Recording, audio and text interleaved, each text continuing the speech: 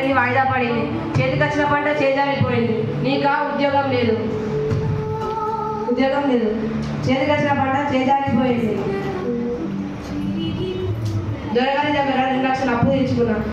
సగం అక్క పెళ్లికి, సగం నీ చదువులకు, సగం పంటకి, అన్ని పోగా చేతిలో చిల్లి కవ్వకుండా మిగలేదు. దొరగారు 3 మాసాల గడువు ఇచ్చిండు. ఆనవాళ్ళకి ఇట్లా పైసలు చెల్లించకపోతే మన ఎకరంన్నర భూమి వాడు మన పేరు మీద పట్టా చేసుకుంటానన్నాడు.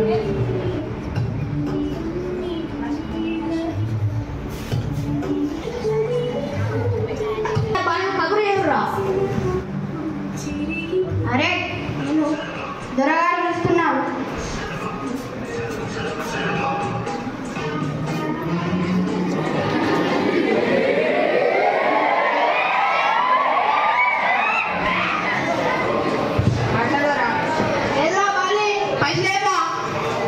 ఒక 10 దినాలు ఆగురు దొరా, నా తల తాకట్టు పెట్టైనా మీ పైసలు మీకు పట్టద్దా? మనుషులు ఎవరా బాలి?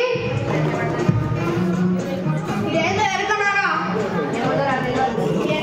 మీ ఎకరన్నర భూమిని కబ్జా చేసుకున్న పత్రాలు రా ఇవి. దొరా మీ బాటలు దొరా, పేదలు దొరా, నా నోట్ల మందు కొట్టకుని దొరా, మీ బాటలు దొరా, మీ కాలు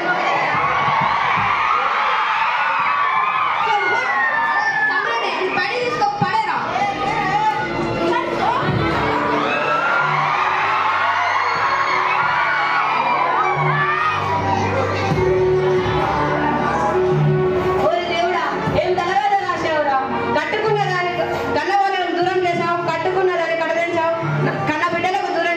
ఇప్పుడు ఈ నేల తల్లిని కూడా దూరం చేస్తున్నావు.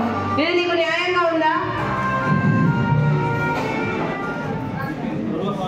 దొరపాల ఉన్నన్ని రోజులు ప్రతి ఒక్క రైతు పానిసగా మిగిలిపోతుండు. ఇది మారాలి. ఇక నీ బ్రతకడానికి ఏముందని?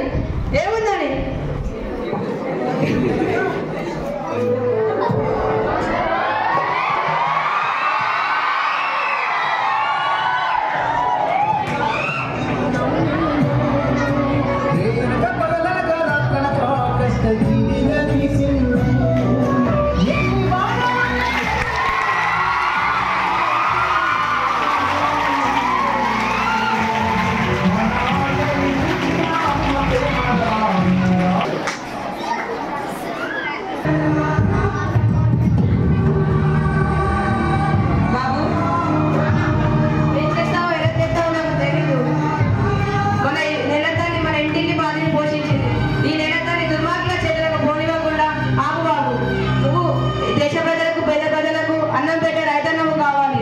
దుక్కి దున్ని సాగు భూమిని పంట భూమిగా మారుస్తారని నాకు మాట ఇవ్వు బాబు. అలాగే నాన్న.